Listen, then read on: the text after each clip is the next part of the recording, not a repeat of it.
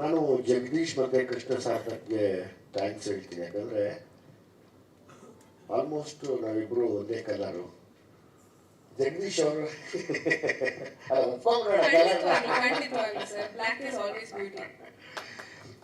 ಜಗದೀಶ್ ಮತ್ತು ಕೃಷ್ಣ ಅವ್ರಿಗೆ in case Jagadish ಅವರು ಅಷ್ಟೇ, ಕೃಷ್ಣನೂ ಅಷ್ಟೇ. ಇನ್ನೊಂದು ಕೃಷ್ಣ ಇಲ್ಲಿ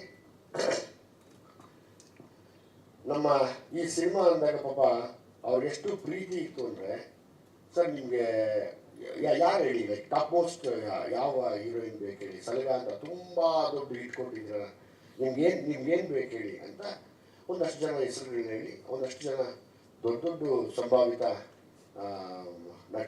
ನಟಿಯರ ಹೆಸರು ಅವ್ರು ಹೇಳಿದಾಗ ನನಗೊಂದು ಅವಕಾಶ ಕೊಡ್ರಪ್ಪ ಈ ಸತಿ, ಬಿಟ್ಬಿಡಿ ನನ್ನ ದಾರಿಗೆ ನನಗೆ ನನ್ನ ಏರಿಯಾಲಿ ಕಾಣುವಂಥ ಲಕ್ಷಣವಾಗಿರುವಂಥ ಒಂದು ಹೆಣ್ಣುಡುಗಿ ಬೇಕು, ನಾನು ಹುಡುಕ್ತೀನಿ ಅಂತೇಳಿ ಕೇಳಿದ್ದಕ್ಕೆ ಅವತ್ತು ನಾನು ಇವತ್ತು ಯಾಕೆ ನೆನೆಸ್ಕೊತೀನಿ ಜಗದೀಶ್ನ ಕೃಷ್ಣನ ಅಂದರೆ, ಇಷ್ಟೆಲ್ಲ ನನ್ನನ್ನು ನಂಬೋದು.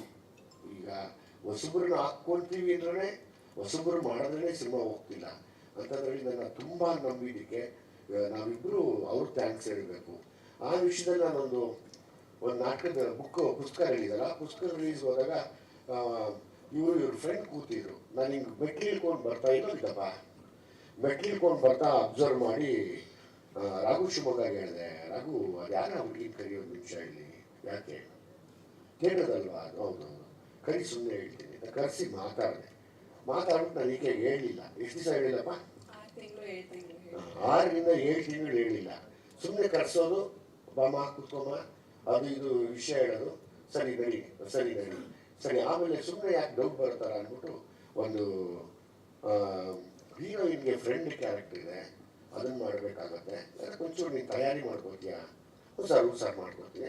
ಥಿಯೇಟ್ರ್ ಅವರು ಅಂದರೆ ಪಂಟ್ರುಗಳು, ಅದರಲ್ಲಿ ಏನು ಮಾತಿಲ್ಲ. ಬಿಕಾಸ್ ನಾನು ಏನಕ್ಕೆ ಥಿಯೇಟ್ರ್ ಅವ್ರನ್ನ ಪೂಜಿಸ್ತೀನಿ ಅಂದರೆ ಇದೇ ಕಾರಣಕ್ಕೆ. ಇವತ್ತು ಒಂದು ಕಾರ್ನರಲ್ಲಿ ನಮ್ಮ ಸಿನಿಮಾ ಎತ್ತಿ ಹಿಡಿದಿರೋದೇ ನಮ್ಮ ಥಿಯೇಟ್ರ್ ಪರ್ಸನಾಲಿಟಿಗಳು.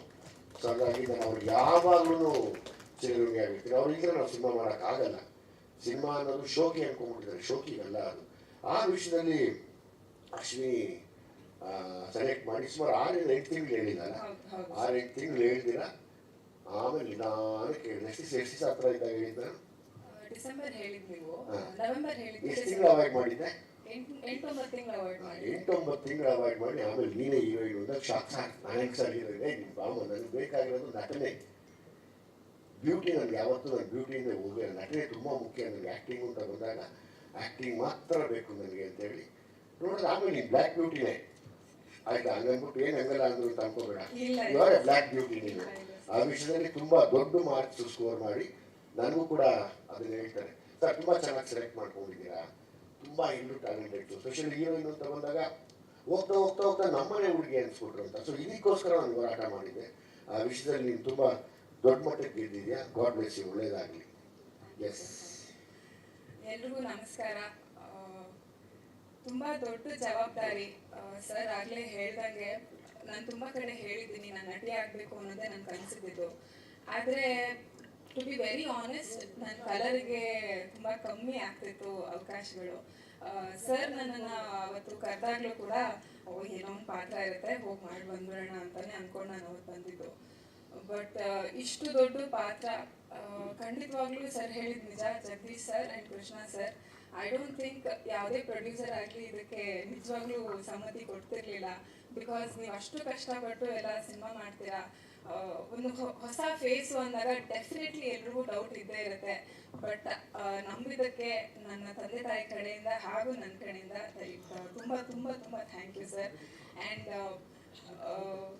ರೆಸ್ಪಾನ್ಸ್ ಅಂತ ಬಂದಾಗ ಎಲ್ಲ ಮಲ್ಟಿಪ್ಲೆಕ್ಸ್ಗೂ ಸರ್ ಹೋಗಿ ಅಂತ ಹೇಳಿದ್ರು. ಎಲ್ಲ ಕಡೆ ಒಂದೇ ಮಾತು, ನೀವು ಹೇಳ್ದಂಗೆ ಬ್ಲ್ಯಾಕ್ ಬ್ಯೂಟಿ ಅನ್ನೋದು ಒಂದೇ ಮಾತಿತ್ತು. So thank you so much. ಪ್ರತಿಯೊಬ್ಬರು ಎಲ್ಲ ಹೆಣ್ಮಕ್ಳು ಬಂದು ಸಿನಿಮಾ ನೋಡಿದಾಗ್ಲೂ ಅದನ್ನೇ ಹೇಳಿದ್ದು, ತುಂಬ ಒಳ್ಳೆ ಮೆಸೇಜ್ ಇಟ್ಕೊಂಡು ಸಿನಿಮಾ ಮಾಡಿದ್ದಾರೆ. ವಿಜಯ್ ಸರ್ಗೆ ಇನ್ನೂ ಈ ಥರದ್ದೇ ಸಿನಿಮಾಗಳು ಮಾಡಿ, ಆಮೇಲೆ ಆ್ಯಕ್ಷನ್ ಬಗ್ಗೆ ಗಿರಿಜಾ ಅವ್ರ ಬಗ್ಗೆ ಪ್ರತಿಯೊಬ್ಬರು ಗಿರಿಜಾ ಅವ್ರ ಬಗ್ಗೆ ಕೇಳಿದ್ರು. ಆಮೇಲೆ ನಮ್ಮ ಬ್ಲ್ಯಾಕ್ ಡ್ರ್ಯಾಗನ್ ಅವ್ರನ್ನ ಕರ್ಕೊಂಬನ್ನಿ ಅಂತ ಪ್ರತಿಯೊಬ್ಬರು ಕೇಳ್ತಿದ್ರು. ಸೊ ಇಷ್ಟು ಸಪೋರ್ಟ್ ಮಾಡಿರೋದಕ್ಕೆ ಪ್ರತಿಯೊಬ್ಬರಿಗೂ ಥ್ಯಾಂಕ್ ಯು ಅಂತ ಹೇಳ್ತೀನಿ. ಆ್ಯಂಡ್ ಇನ್ನೊಂದು ವಿಚಾರ ನಾನು ಹೇಳಲೇಬೇಕು, ಸ್ಪೆಷಲಿ ವಿಜಯ್ ಸರ್ ಅಭಿಮಾನಿಗಳಿಗೆ, ನಾನು ಖಂಡಿತವಾಗ್ಲೂ ಸರ್ಗೆ ಬೇಕು ಅಂತ ಬೈದಿಲ್ಲ, ಸರ್ರೇ ಡೈರೆಕ್ಟ್ ಮಾಡಿರೋದು ನಿಮಗೆ ಗೊತ್ತು. ನಾನು ಸರ್ ಬಯಸಿರೋದಕ್ಕೆ ನಾನು ಬೈದಿರೋದು, ಬಿಕಾಸ್ ಪ್ರತಿಯೊಬ್ಬರು ಕೇಳ್ತಾ ಇದ್ದಾರೆ ಅದು ಹೆಂಗೆ ಅಣ್ಣನ್ ಬೈದ್ರಿ ನೀವು, ಅದು ಹೆಂಗೆ ಹೋಗಿದ್ದೀರಾ ನೀವು ಅಂತೆಲ್ಲ ಕೇಳ್ತಿದ್ದಾರೆ. ದಯವಿಟ್ಟು ಕ್ಷಮೆ ಇರಲಿ. ವಿಜಯ್ ಸರ್ ಬಗ್ಗೆ ನನಗೆ ಮಾತಾಡೋಕ್ಕೆ ಭಾಳ ಎಮೋಷ್ನಲ್ ಆಗ್ತೀನಿ, ಬಿಕಾಸ್ ಮೋಸ್ಟ್ ಪ್ರಾಬ್ಲಿ ನಾನು ತುಂಬ ಕಡೆ ಹೇಳಿದ್ದೀನಿ, Channa sir was one blessing for us ಅಂತ ಹೇಳ್ಬೋದು. ಚನ್ನ ಸರ್ ಸಲಗಾಲ ಆ್ಯಕ್ಟ್ ಮಾಡಿದ್ದಾರೆ, ಅವ್ರು ನನಗೆ ಭಾಳ ಕ್ಲೋಸ್ ಇದ್ದರು. ಅದೇನು ತಾಕತ್ತಾಗಿ ಏನೋ ಗೊತ್ತಿಲ್ಲ ನನಗೆ, ಅವರ ಬುಕ್ ರಿಲೀಸ್ ಫಂಕ್ಷನಲ್ಲೇ ಸರ್ ನನ್ನ ಸ್ಪಾಟ್ ಮಾಡಿ ನೋಡಿದ್ದು. ಥಿಯೇಟರ್ ಅಂತ ಬಂದಾಗ ಸರ್ ಕೊಡುವಂತಹ ರೆಸ್ಪೆಕ್ಟ್, ಅವರು ಕೊಡುವಂತಹ ಒಂದು ಜವಾಬ್ದಾರಿ ನನಗೆ ತುಂಬ ಖುಷಿಯಾಗಿದೆ ಈ ಒಂದು ಅವಕಾಶದಿಂದ. ಎಲ್ಲರೂ ಬಂದು ಸಪೋರ್ಟ್ ಮಾಡಿರೋದಕ್ಕೆ ತುಂಬ ಥ್ಯಾಂಕ್ಸ್. ಯಾರ್ಯಾರು ಇನ್ನೂ ಸಿನಿಮಾ ನೋಡಿಲ್ಲ ದಯವಿಟ್ಟು ಬಂದು ನೋಡಿ. ನಾನು ವಿಜಯ್ ಸರ್ ಬಗ್ಗೆ ಮಾತಾಡಬೇಕು ಅಂದರೆ ತುಂಬ ಎಮೋಷ್ನಲ್ ಆಗ್ತೀನಿ, but I can only say sir thank you so much. Thank you everybody, thank you so much. ಈಗ ಯಾವಾಗಲೂ ನಿಮ್ಮ should be thankful to Krishna Sarthak and Jagadish. Definitely sir. ಅವರಿಬ್ಬರು ನನಗೆ ಇವತ್ತಿಗೂ ಅಷ್ಟೇ, ನಾವೇನ ಮಾಡ್ತೀವಿ ನೀವು ಮಾಡಿ ಸರ್ ನಾವು ಇದೀವಿ ಅಂತಾರೆ. ನಾನು ಅಗೇನ್ ನಾವು ಸಪ್ರೇಟಾಗಿ ಥ್ಯಾಂಕ್ಸ್ ಹೇಳಕ್ಕೆ ವೆಯ್ಟ್ ಮಾಡ್ತಾ ಇದ್ದೀನಿ. ಸೊ ಅವರಿಬ್ಬರಿಗೆ ಥ್ಯಾಂಕ್ಸ್ ಹೇಳ್ಬೇಕಮ್ಮ ನೀನು. ಖಂಡಿತ sir. Krishna and Jagadish amazing ಅವರು. ತಮಾಷೆ ಆಕ್ಚುಲಿ ನಾನು ಮಾತಾಡ್ತೀನಿ ಅವ್ರ ಬಗ್ಗೆ. ಸರ್ ಹಂಗೆ Charan sir and Marsi sir thank you so much for the dialogues. ಇವತ್ತು ಎಲ್ಲರೂ ಪೆನ್ಸಿಲ್ ಫಿಟ್ ಬಗ್ಗೆನೇ ಮಾತಾಡ್ತಿದ್ದಾರೆ ನನ್ನ ಬಗ್ಗೆ.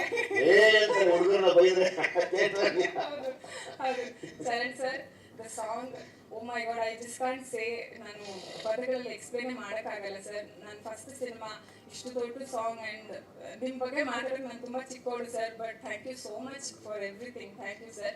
And I have to talk about Dhanu master thank you so much.